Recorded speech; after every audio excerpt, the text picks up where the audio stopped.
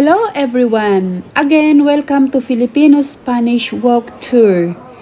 Guys, once again, after watching this video, kindly give a thumbs up, subscribe, and share this video with your friends or social media account. Today is a walking tour at some of the tourist attractions of Sevilla, Andalusia in Spain, to show you some of the tourism of Seville, Spain. So we are here now at the Plaza del Cabildo, located in the Arenal neighborhood in the Casco Antiguo district of the Spanish Old Town of Seville. And this plaza is just beside Cathedral of Seville.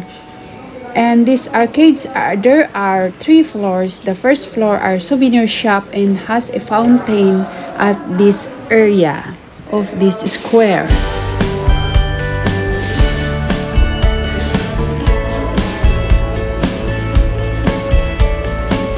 To give you a little info about this place, the square and the building itself were built on the site of the former College of San Miguel, owned by the Cabildo of the Cathedral, which is where the square got its current name of Plaza del Cabildo.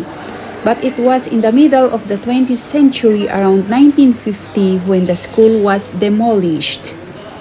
And today, only the facade facing the Avenida de la Constitución and some of the columns that were used in the square are remained.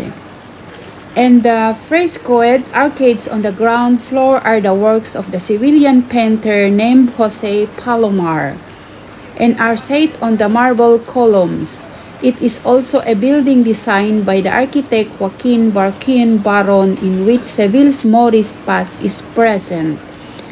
And as the straight side of the square is occupied by a piece of almohad interior wall built in the 1184, which came from the Alcazaba. So this is the Cabildo Square here in Seville, Spain.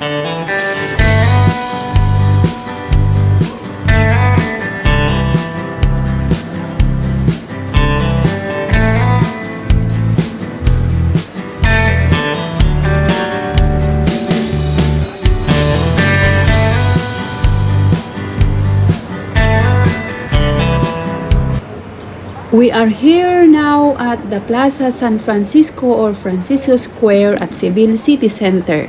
This said square is just side of the City Hall of Seville, and in front is the Bank of Spain or Banco España.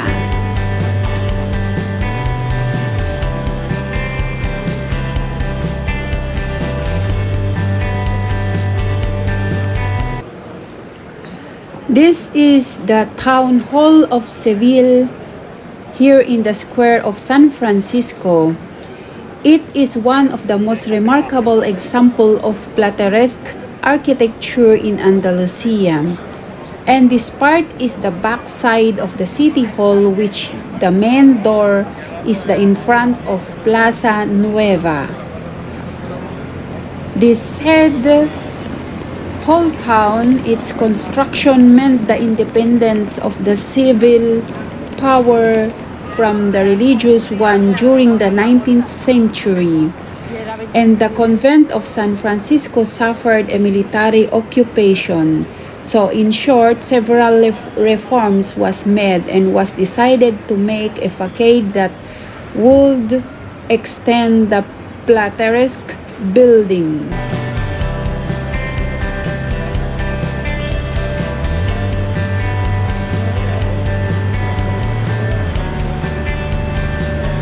For a little information about this said building, it is the currently home of the city government or the Ayuntamiento of Seville, Andalusia, Spain. This building has a large facade divided into 5 modules decorated by picturesque reliefs. These include grotesque motifs inspired by Italian Florentine architecture, heraldry symbols, allegories of justice and good government, and the depiction of mythological or historic characters such as Hercules, Julius Caesar, and Charles V. Construction of the building began under architect Diego de Riaño, who directed the works between 1527 and his death in the year 1534, he was commissioned to construct a durable stone building with a facade facing the Plaza Mayor in front of the convent of San Francisco. He executed what is now the southern section of the city hall, including the arch that had communicated with the Franciscan monastery and two wings covered with picturesque relief with presentation of historical and mythical characters, heraldic symbols and emblems alluding to the founders of the city.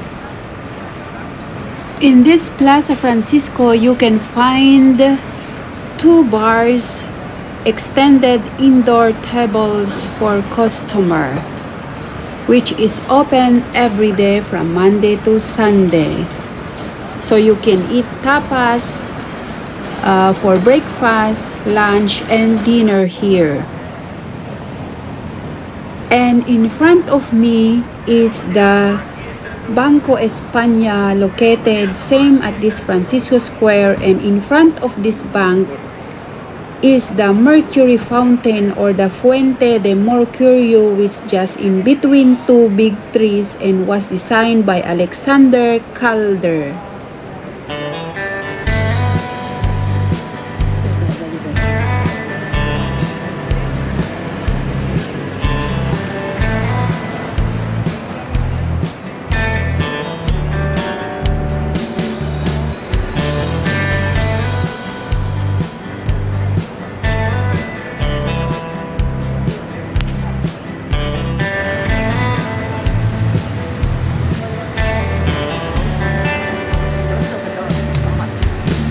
This mercury fountain or the Fuente del Mercurio is the sculpture represent the richness economy of this bank and the city itself.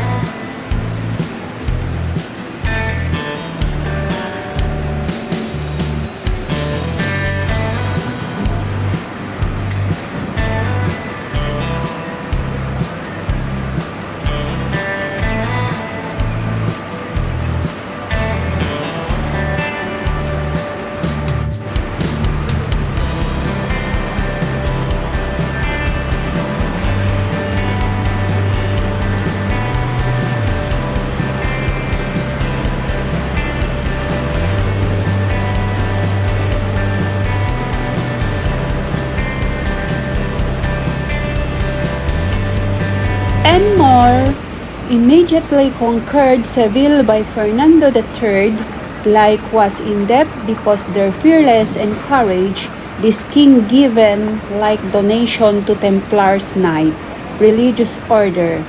This yard in that moment was a cultive land, constructing them a little farm, monastery and church with privilege for to collect in mass money for them and their cause.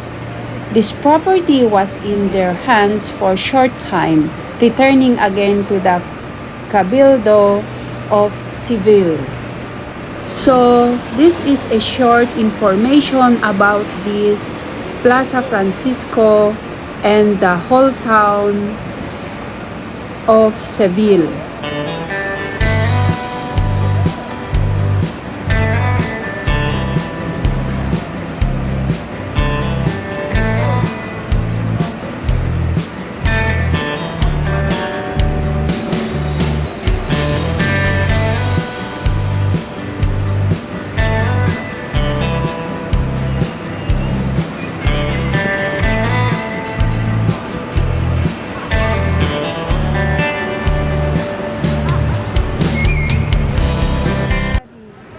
This is the door of forgiveness or Puerta del Perdon. This is known as the door of forgiveness at one of the entrance to the Seville cathedral and the La Giralda in the city. It is at the side street of Calle Alemanes. The door of the Puerta del Perdon opens the Patio de los Naranjos, a large rectangular courtyard with orange trees And the facade of this door is a fusion of Christian and Islamic art. Some style are formed from the Almohad era. And about Forgiven Gate, Seville Cathedral, one of the sculpture of the saint holding in the wall facade of this door has three hands. Can you say who is? You can use or you can comment below to tell us. It is St. Paul to the right. If you see out in front of you this facade to the left, St. Peter with the keys of the heaven. And the Forgiven's door to the door for to enter in the yard of Mosque of Al-Hama, where Muslims wash themselves before they pray commands to the Quran. This statue was made by Miguel Florentin in the 1519 to the 1522.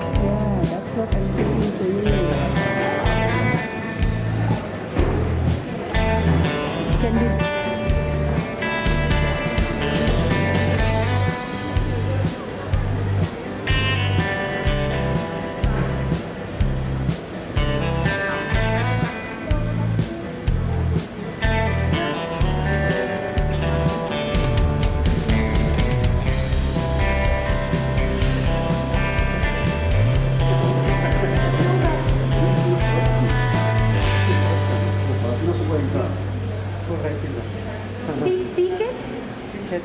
I'm going to say. Yes.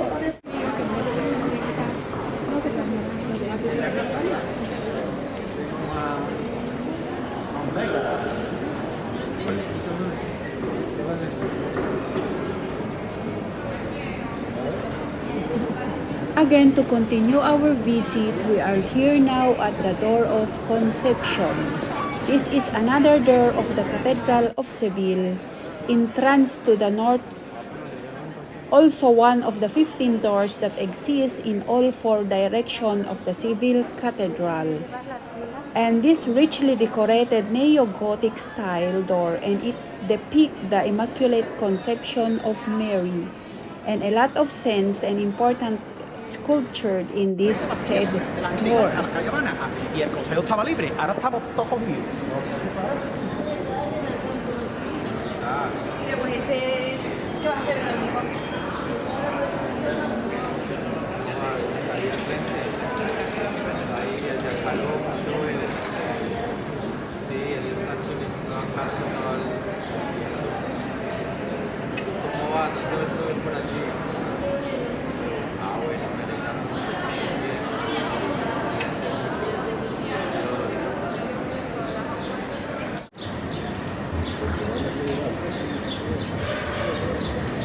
Está ahí.